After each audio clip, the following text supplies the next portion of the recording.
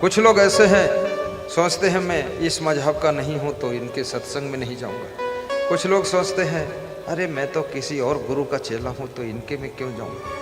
अरे ये सब भेदभाव छोड़ो, ये सब उतार चढ़ाव छोड़ो। याद रखना, जब आपको भूख लगती है, क्या सोचते हो ये किसके खेत के गेहूं की रोटी है, ये किसके खेत की दाल है, ये किसके खेत का चावल है, ये किस प्रदेश का सब्जी आया है।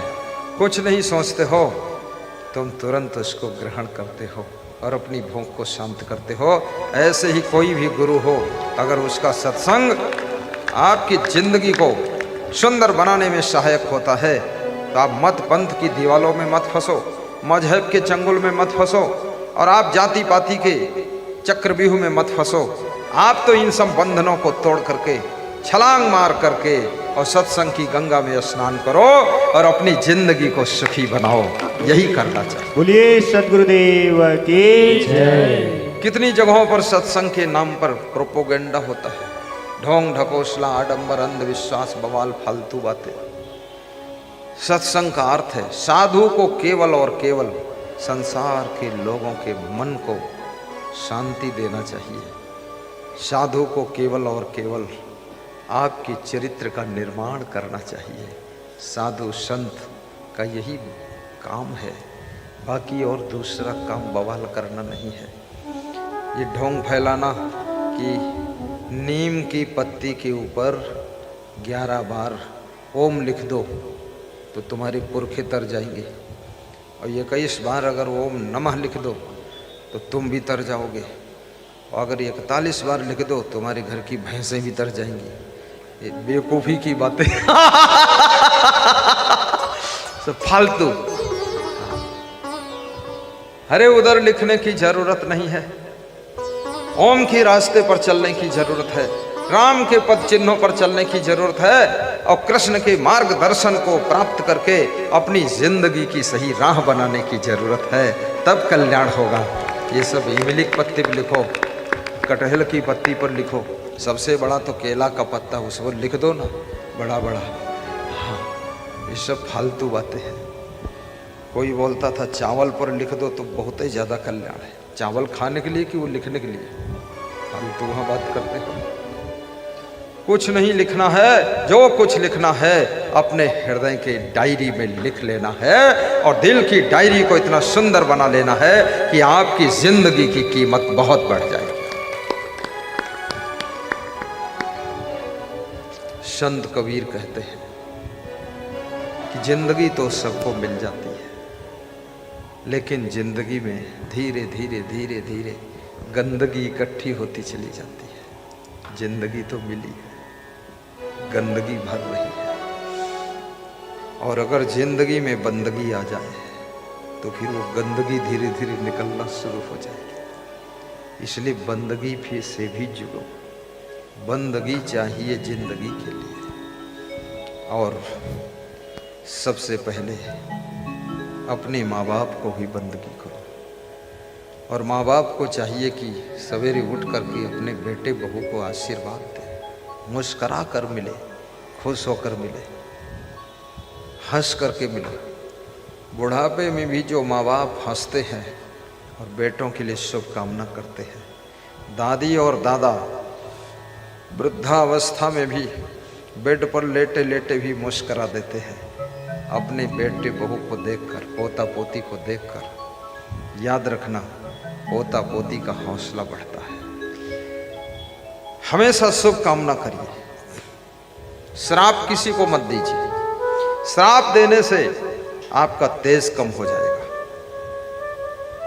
आपकी चमक कम हो जाएगी, आपकी सामर्थ्य कम हो जाएगी। और सबके लिए शुभ कामना करोगे तो आपके वचन में सिद्धि आ जाएगी। और फिर याद रखना, गुरु तो गुरु होता ही है, संत तो संत होता ही है। तुम गृहस्थ आश्रम में रहकर पुरुष के रूप में, नारी के रूप में गृहस्थी करते हुए भी वचन सिद्धि इतनी हो जाएगी, तुम भी किसी को बोल दोगे जाओ ये तुम्हारा काम हो जाएगा, तो वो जरूर हो जाएगा। अशुभ कामना कभी मत करो। और श्री कृष्ण श्रीमद् भगवत गीता में कहते हैं, हे अर्जुन, नास्त बुद्धि अयुक्तस्य, जिसके पास में यथा योग्य बुद्धि नहीं है। याद रखना, बुद्धि तो सबके पास है, लेकिन यथा योग्य बुद्धि। श्री कृष्ण क्या कहना चाहते हैं?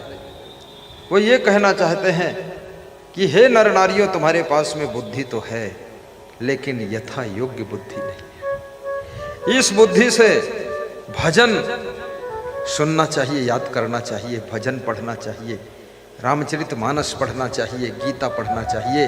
वो ना पढ़ करके तुम फिल्मी गीतों को पढ़ रहे हो, फिल्मी गीतों को सुन रहे हो, फिल्मी गीतों को याद कर रहे हो और मन को और बिगाड़ रहे हो, तो ये तुम्हारी बुद्धि यथा योग्य नहीं है। अगर यथा योग्य बुद्धि हो जाएगी तो आत्म कल्याण और जन कल्याण, लोक कल्याण के मार्ग पर तुम चलना शुरू कर दोगे और फिर अरुण सिंह जैसे बन करके कृपालपुर को धन्य कर दोगे और सारे लोगों पर कृपा करने के लिए तुम्हारा मन हो जाएगा।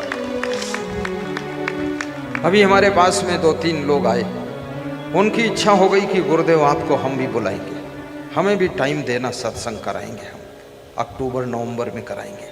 उन्होंने कहा वही डेट 17, 18, 19, 20 आपका जन्मदिन मना देंगे। हमने कहा बहुत अच्छा है, हम यहीं जन्म ले लेंगे फिर से। भाव है उनका। और धन जो कमाता है, ये मत सोचना धन आपका आपके पास रहेगा। धन बहुत रास्तों से निकलता है, और धन जब पुण्य में लगा देते हो तो आपका धन भी धन्य हो जाता है, और वो धन आपके जीवन को भी धन्य कर देता है, और वो धन फिर गलत मार्ग में जाने के लिए शेष बचता ही नहीं है। तो आपकी जिंदगी उस धन के माध्यम से पुण्यवान हो जाती है, और उसी पुण्य के माध्यम से आपका कल्याण होता है और समाज का भी कल्याण होता है। अपना पेट भरने के लिए तो चिड़ियां भी व्यवस्था कर लेती है, पशु पक्षी भी अपना पेट शाम तक भर लेते हैं, कीड़े मकोड़े भी अपना पेट शाम तक भर लेते हैं। अपना पेट भरना बहादुरी नहीं है। मनुष्य एक ऐसा प्राणी है जो अपना पेट भरने की व्यवस्था भी नहीं कर पाता है। 80 करोड़ लोगों को सरकार राशन देती है, ये वही लोग हैं जो अपना पेट नहीं भर पाते हैं। चिड़िया के सामने इनको शर्मिंदा होना चाहिए कि हमको राशन कोई दे। इतना तो कमा लो, 10 लोगों को राशन बांटना चाहिए आपको, ना कि भिखारी की तरह वहां लाइन में लगे रहना चाहिए। दाता बन करके जियो। पथिक जी नाम के एक संत हुए हैं, उन्होंने बहुत से भजन गाए, बड़े कवि थे, अच्छे संत थे, टाइट थे, राइट थे, व्हाइट थे। तो उन्होंने एक भजन गाया है,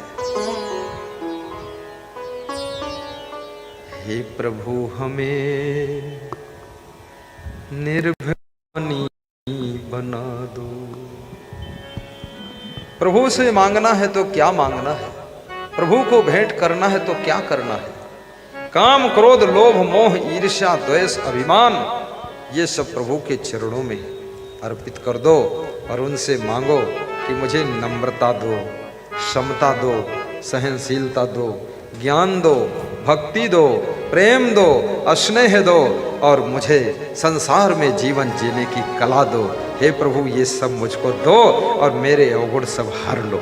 ये मांगना चाहिए। वहां मस्जिद में जाकर के क्या मांगते हो, मंदिर में जाकर क्या मांगते हो, यही मांगो। गुरु से भी यही मन ही मन मांगो।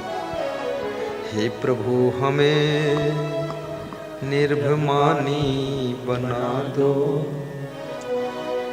दारिद्र हर लो, दानी बना दो। मेरा दरिद्र हर लो, हमें दानी बनाओ। हम दान करें, हम दाता बने, मंगता न बने, हम देने लायक बने। हे गुरुदेव ऐसा आशीर्वाद दीजिए, हम सबको देते रहे, हमारे हाथ देने के लिए आगे बढ़े, ना कि भीख मांगने के लिए हमारे हाथ आगे बढ़े। हम दाता एक राम है, भिखारी सारी दुनिया।